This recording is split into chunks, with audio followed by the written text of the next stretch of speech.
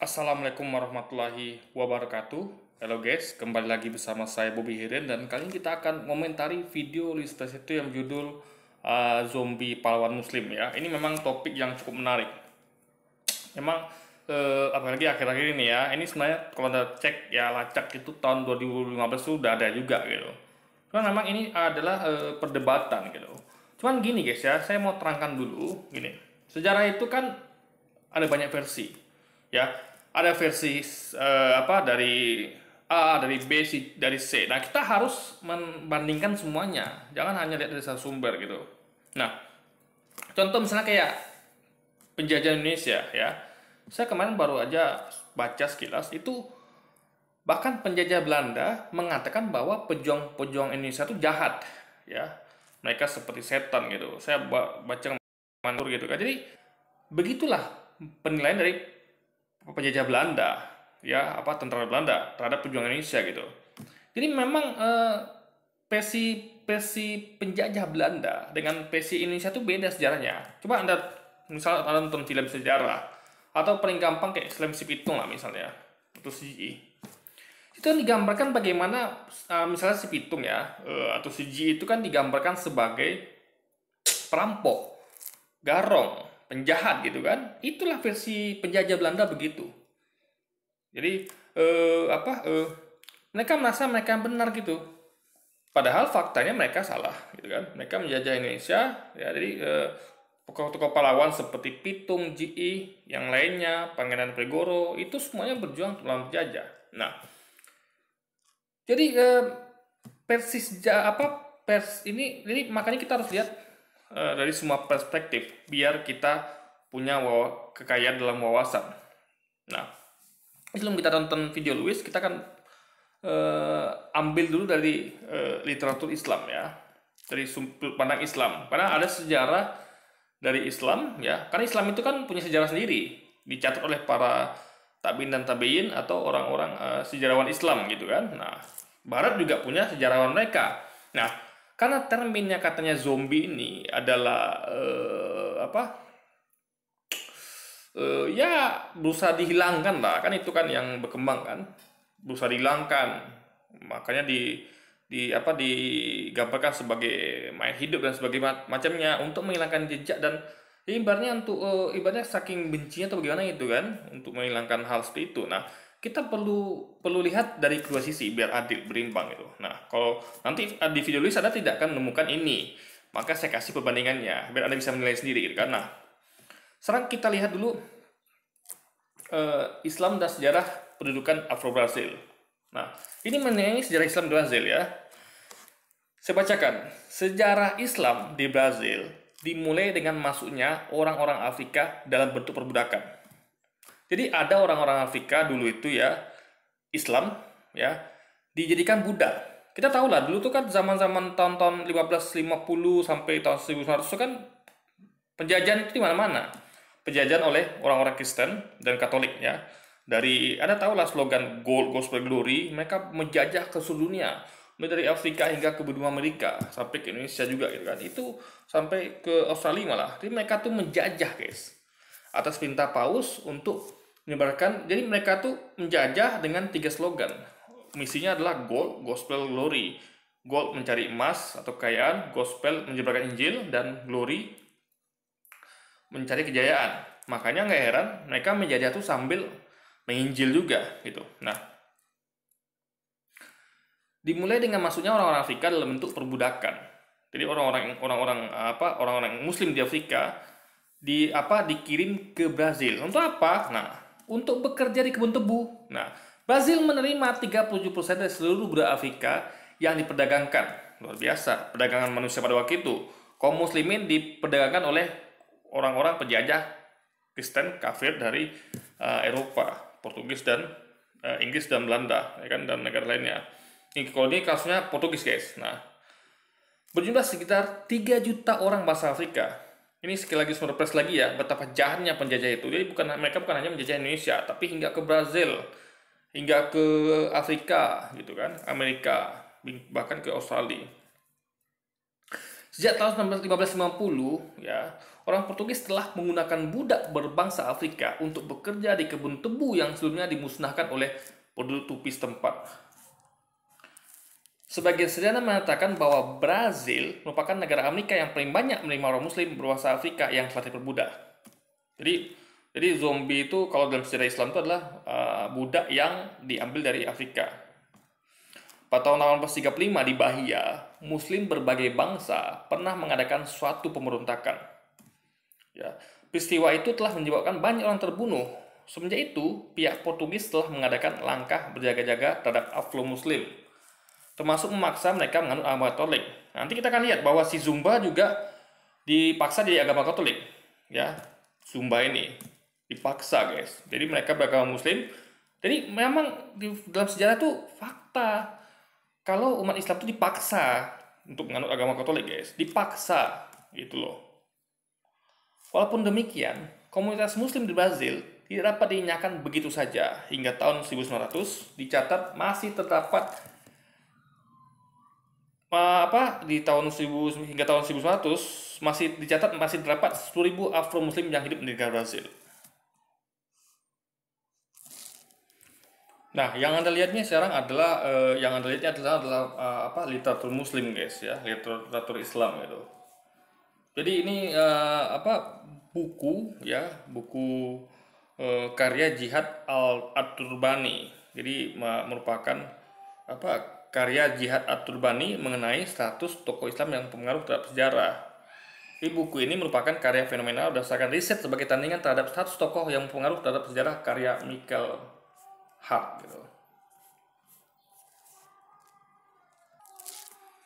Nah, jadi kita harus adil dalam melihat sejarah gitu. Jadi gini, kalau kita bayangkan dahulu itu ya, bagaimana mereka ini menjajah dunia, mulai dari Afrika sampai Amerika, bahkan Australia. Tentu mereka sebagai pemenang, dalam artian penjajah, tentu mereka lebih mudah dalam menyampaikan propaganda gitu, ya kan?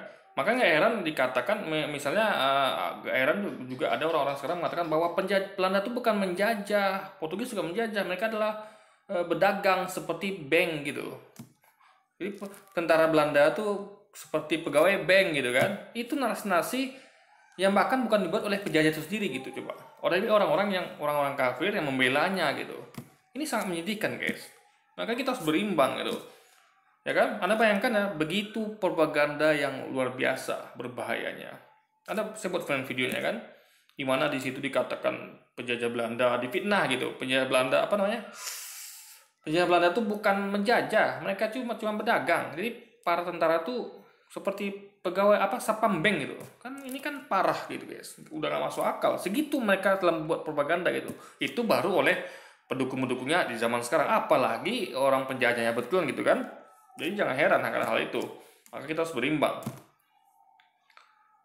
Dan pahlawan-pahlawan kita dikatakan yang aneh-aneh macam-macam lah kan, dikatakan penjahat lah, rampok segala macam. Itu adalah pejuang kemerdekaan Indonesia gitu kan, pahlawan-pahlawan bangsa kita gitu.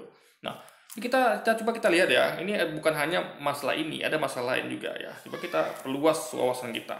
Nah, Anda tahu nggak Captain Sparrow ya, tokoh utama dalam film Pirates of Caribbean? Saya bacakan ya, yang diberikan oleh aktor kawakan Hollywood Johnny Depp. Tokoh ini memang sangat absurd karena perannya protagonis atau antagonis karena kelakuannya yang nyeleneh. Diceritakan Kapten Jack Sparrow memiliki musuh buyutan, seorang bajak laut tangguh dan susah dikalahkan bernama Barbarossa. Nah, tokoh Barbarossa dalam film besutan saudara Amerika Gore Verbinski ini digambarkan sebagai bajak laut yang bengis dan kejam.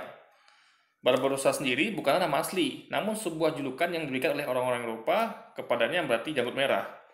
Sebenarnya Barbarossa tidak hanya julukan untuk satu orang, tapi dua bersaudara yaitu Khairuddin dan Aruj. Mereka adalah dua bersaudara yang berasal dari keturunan Muslim Turki. Faktanya, Arus dan Khairuddin adalah pelaut handal dan gagah berani yang berjihad di jalan Allah untuk melakukan perlawanan terhadap ketamakan pasukan Portugis dan Spanyol. Ini kembali lagi penjajah dulu, guys, memang luar biasa nih, memutarbalikkan fakta gitu kan. Di bawah wilayah kawasan Islam di Afrika Utara, Arus dan Khairuddin juga memiliki jasa besar atas misi penyelamatan ribuan kaum muslimin dari Spanyol menuju Afrika Utara, Maghribi, Tunisia, Algeria. Kemudian mereka membina pangkalan pertahanan laut di Algeria untuk menghalang gelombang serangan pasukan salib dari jalur Afrika Utara menuju Tanah Suci Palestina. Khalifah Islam ketika itu, Sultan Salim I, mendengar cerita-cerita kehebatan Barbarossa bersaudara. Sultan Salim I sangat kagum pada heroisme mereka. Atas prestasi mereka di lautan, akhirnya beliau mengangkat Arus dan Khairuddin sebagai panglima Angkatan Laut Khilafah Islamiyah untuk memantapkan kekuatan armada laut Daulah Islamiyah. Tidak hanya Barbarossa, bersaudara digambarkan sebagai tokoh kejam dan bengis, ya. Nah, bahkan banyak yang tidak tahu ya, makanya kita sampaikan ya, ini sejarah versi Islam. Ya, dicatat oleh para sejarawan Islam tentunya, sejarawan Muslim. Pahlawan keturunan Afrika yang bernama Zumbi dos Palmares, yang merupakan raja terakhir Quilombo dos Palmares, yaitu sebuah pemukiman bagi orang-orang keturunan Brasil Afrika yang masih bebas dari kungkungan perbudakan kala itu. Zumbi memimpin perjuangan penduduk Palmares untuk melawan perbudakan yang dilakukan oleh Portugis. Dari Portugis itu sampai ke Amerika, guys, ke Brazil. Namun pada Februari 1664, Portugis berhasil menunjukkan Cerca do Macaco, ya, yaitu sebuah pemukiman pusat kerajaan. Beberapa perlawanan berlanjut, tapi pada November 1695, Zumbi terbunuh dan dipenggal kepalanya. Kepalanya ditampilkan pada tombak untuk menghilangkan legenda keabadiannya. Sampai disitulah perjuangan Zumbi, ya, sang panglima yang membuat Portugis kalang kabut menghadapi perlawanannya. Dan agar semakin hilang jejak kepahlawanan dari Zumbi, maka diciptakanlah sosok zombie yang kita ketahui saat ini sebagai sosok makhluk yang mengerikan, mayat hidup yang gemar memakan otak manusia.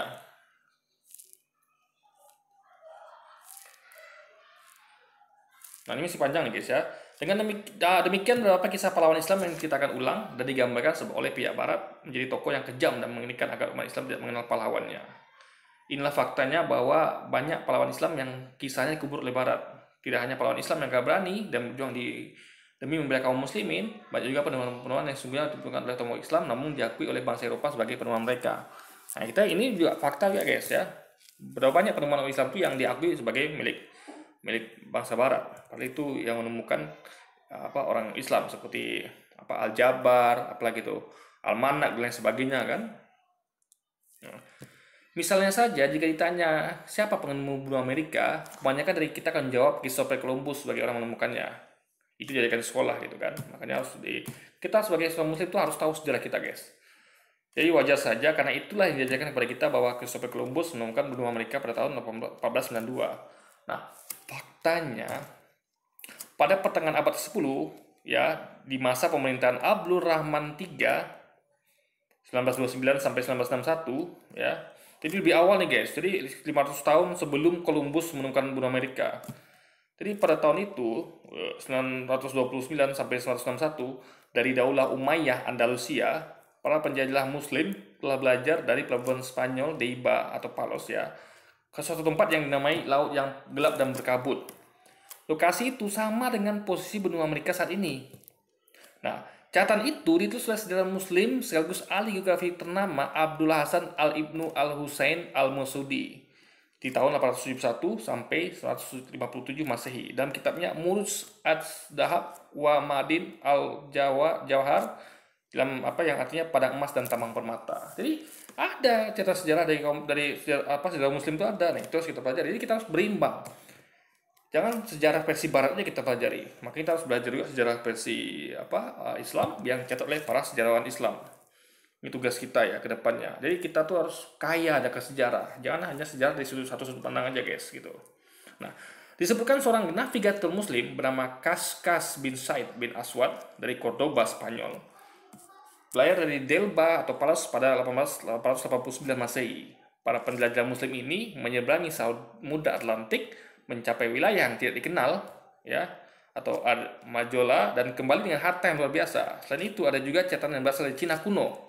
Bahkan dari Cina kuno ada catatan yang dikenal sebagai dokumen Sung ya, dituliskan tentang perjalanan pelaut Muslim ke tanah yang dikenal sebagai Mulan Pi atau Amerika. Jadi sudah duluan kaum muslimin menemukan benua Amerika. Nah, bahkan bukti-bukti tak terbantahkan ditemukan dalam surat yang ditulis oleh Columbus sendiri. Ia menyebutkan pada 21 Oktober 1492 saat berlayar di sekitar Gibara, pesisir timur laut Kuba, ia menyaksikan sebuah masjid yang berdiri kokoh di atas gunung yang indah. Ia juga menemukan reruntuhan menara masjid dengan tulisan ayat-ayat Quran di wilayah yang besar sekarang bernama Cuba, Meksiko, Texas, dan Nevada.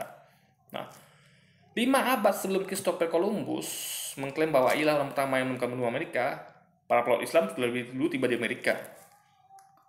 Nah, ini sangat berbeda dengan sangat berbeda dengan bangsa Eropa yang saat menginjakkan kakinya di tanah baru memiliki misi untuk merayakan sebanyak dengan cara menjajah. Itu tadi dengan gospel glory, guys. Nah, jadi intinya adalah gini, ada sejarah versi Islam, ada sejarah versi Barat atau non Islam. Nah, kita harus berimbang gitu, kan harus berimbang. Jangan hanya dia dari satu sisi. Nah, jadi gini, tentu kalau kita pakai logika, tentu mereka untuk menghilangkan jejak ya, itu mereka tentu punya kepentingan untuk mengubur cara sejarah tentang pahlawan Muslim ya. Itu tuh karena ini masalah agama, ideologi gitu ya, tentu mereka punya kepentingan untuk menghapus sejarah itu. Makanya kita harus kembali mengecek lagi sejarah dari sumber-sumber Islam. Jadi kita tuh tapi gini guys ya, tinggal Anda lebih percaya yang mana gitu. Ya kan, sejarah versi Islam atau sejarah versi non-Islam. Nah, cuman karena kita lihat gelagatnya ya, seperti saya buat di video kemarin itu, bagaimana para pendukungnya, ingat ini baru para pendukung loh guys ya, para pendukungnya di Indonesia, itu bukan satu orang itu aja. Saya buat video kemarin tuh, ada beberapa orang yang seperti itu komentarnya, mereka mengatakan bahwa penjajah Belanda tuh bukan menjajah, tapi cuma berdagang, tidak pakai kekerasan, tentaranya itu seperti satpam bank gitu. Segitunya mereka guys membela penjajah gitu. Itu baru pendukungnya loh, apalagi penjajahnya sendiri gitu. Nah, makanya nggak heran, coba deh Anda pakai logika, kenapa para pejuang Indonesia tuh dituduh aneh-aneh macam-macam. Si Pitung dituduh sebagai perampok, garong, orang jahat, pengkhianat gitu dan segala macam gitu kan. Mana bayangkan juga sejarah para pahlawan kita yang lain gitu. Ini memang ini masalah propaganda. Jadi mereka tuh berusaha untuk agar bagaimana para pejuang ini dimusuhi gitu, pejuang Muslim ini dimusuhi sehingga tidak dibantu gitu. Ini sama kayak sekarang. Jadi sekarang ada contoh ya. Jadi kayak sekarang, coba Anda bayangkan ya, betapa ulama-ulama kita seperti Habib Rizik Syihab, Habib Bahar Smith, yang lainnya itu dipropagandakan sebagai radikal, intoleran, anti Pancasila, dan lain sebagainya. Jadi kita tuh dijauhkan dari para ulama kita, dari para pejuang kita. Coba, yang berjuang itu kan demi kemuliaan Islam itu apa? EPI, HTI, MUI, itu kan berusaha dihancurkan lewat propaganda-propaganda. Makanya dibubarkan HTI, EPI, dibilang organisasi teroris gitu kan. Bahkan sekarang ini ada katanya itu pentolan JI, padahal pengamat terorisme itu JI sudah lama udah tidak aktif lagi. JI itu orangnya udah transformasi menjadi orang-orang yang moderat gitu guys. Jadi itu pengamat loh guys, intelektual yang mengamati tentang terorisme di Indonesia dan di dunia gitu. Jadi memang sekarang aja sudah seperti itu, apalagi dulu. Sekarang aja yang ada media itu mereka melakukan hal seperti itu ya, berusaha menjauhkan kita dengan ulama kita difitnah ya, sebagai teroris, radikal, kadal gurun, apalagi anti Pancasila. Jadi memang itu narasi-narasi yang mereka buat agar Islam ini tidak guys, Islam ini tidak bisa dakwah Islam ini tidak bisa sampai guys. Makanya istilahnya tuh kalau kita lihat tuh kayak potong kepala gitu. Jadi ekornya akan ikut. Jadi kalau kepalanya seperti anak yang kehilangan induknya disasar. Jadi dengan cara dituduh lah macam-macam, teroris lah, radikal segala macam, kasus inilah itulah. Tengok ARS berapa kali dituduh dulu dituduh mesum lah, apalagi dan segala macam lah gitu kan. HRS imam besar kita gitu. Nah, apalagi dulu zaman penjajahan, bagaimana mereka tuh mengubur ya pahlawan-pahlawan kita. Barbarossa itu sebenarnya, maka saya juga baru sadar ternyata Barbarossa itu Dalam sejarah Islam yang dicatat oleh sejarah Muslim itu adalah tokoh yang baik, tokoh yang ditakuti gitu, yang disegani gitu. Tuhan digambarkan seperti itu untuk meruntuhkan, mengubur kepahlawanannya gitu. Jadi kisah-kisah kepahlawanan dalam Islam itu bisa mereka kuburkan. Nah, makanya jangan heran ya. Makanya fitnah itu juga terjadi bahkan kepada Nabi pun mereka fitnah Nabi. Jangan lagi oleh kepada pahlawan-pahlawan Islam, ya. Nabi pun mereka fitnah coba. Dikatakan pedofil lah, dikatakan gila perang lah. Bayangkan Nabi aja kena fitnah, apalagi ulama-ulama kita. Jadi Anda harus lihat polanya ya, logika Anda harus jalan sini. Seperti itulah mereka. Saya nggak ngomong semua orang beragama itu ya, tapi banyak sekali oknum-oknum di agama mereka. Jadi Quran sudah mengingatkan bahwa sesungguhnya Yahudi dan Nasrani itu tidak suka dengan kalian sampai mengikuti milad mereka. Nah, maksud ini tentu bukan seluruhnya, tapi ada oknum-oknum yang jahat di agama mereka yang agar kita ikuti agamanya, sehingga mereka tidak akan senang. Makanya Anda lihat kisah-kisah ini penjajahan itu dipaksa orang masuk Kristen. Anda lihat tadi saya bacakan sejarahnya kan, di Brazil dengan cara perbudakan gitu, mereka dipaksa masuk agama Kristen gitu kan. Yang namanya penjajah itu mau memaksa. Jadi mereka bukan hanya memaksakan secara ekonomi, kerja paksa, tapi juga secara ideologi dan segala macamnya guys. Makanya misinya tuh bukan hanya God dan glory, tapi juga dicampur gospel gitu guys. Nah, itu harus kita pahami. Makanya saya ya sebagai seorang muslim mengimbau kita semua untuk belajar sejarah lengkap, bukan hanya sejarah versi barat atau sejarah ya versi penjajah, tapi juga sejarah yang ditulis oleh sejarawan Islam sendiri gitu loh, agar kita punya wawasan yang kaya gitu. Jadi kita tahu kita punya para pemikir Islam dulu namanya Al-Manar yang menemukan ilmu Al-Manar, Al-Jabar dan lain sebagainya. Oh, ternyata dulu ya seperti ini kan, ada tokoh-tokoh pahlawan namanya ini itu gitu. Nah, jadi intinya adalah kita harus hubungkan semuanya gitu. Pola-polanya harus kita petakan gitu guys. Sebagai kewaspadaan. Makanya gini, ini sebenarnya adalah makanya kita tuh harus, kalau saya sebagai pendidik nih, kalau saya mau jadi pendidik, saya akan kasih sejarah yang lengkap. Kalau sebagai muslim ya, tentu kan saya kasihkan sejarah Islam yang dicatat oleh sejarah Islam, karena akan beda sudut pandangnya gitu. Contoh kayak sekarang ini kayak kayak orang-orang PKI sekarang nih ya. Keturunan PKI itu mengatakan mereka korban, padahal versi kita mereka pelaku. Itulah sedikit perbedaan, contoh perbedaan saja gitu ya, karena mereka menarik garis ya, orang-orang keturunan PKI ini menarik garis kejadian 65 setelahnya, tapi 65 ke belakang mereka nggak lihat. Dari tahun 1848 hingga 65 mereka nggak lihat. Kami korban, kata mereka. Nah, kita menarik garis lebih lebar gitu. Nah, oke lah tahun 65 mereka korban, tapi jangan lupa mereka pelaku di tahun 65 ke bawah. Nah, korban itu korbannya kenapa dulu gitu. Jadi karena mereka melakukan hal itu duluan. Jadi bisa gini, ada orang membunuh, lalu dibunuh gitu. Dia korban memang, tapi dia pelaku. Wajar dia dibunuh misalnya karena dia melakukan pembunuhan duluan gitu. Jadi harus lebih diluaskan skopnya guys. Jadi jangan hanya lihat versi penjajah saja gitu. Jadi makanya ini sama kayak bisa gini. Ada bayangkan ya, ada kan sejarah ada dua versi nih. Versi penjajah Belanda, Portugis dan lainnya, dan versi Islam. Lalu ada disuguhkan hanya pelajaran versi penjajah. Disebutkan di situ kan, pejuang Indonesia adalah perampok, pengkhianat, orang jahat gitu. Anda percaya gitu aja. Nah, makanya bahaya guys. Makanya kita perlu lihat sejarah kita juga. Ini kata Belanda pejuang kita begini, tapi catatan kita, pejuang kita ini adalah pejuang yang gak berani, pahlawan. Mana yang benar? Ya Anda punya wawasan yang kaya, Anda akan main logika Anda. Nggak mungkin lah ini pahlawan kita ini adalah penjahat.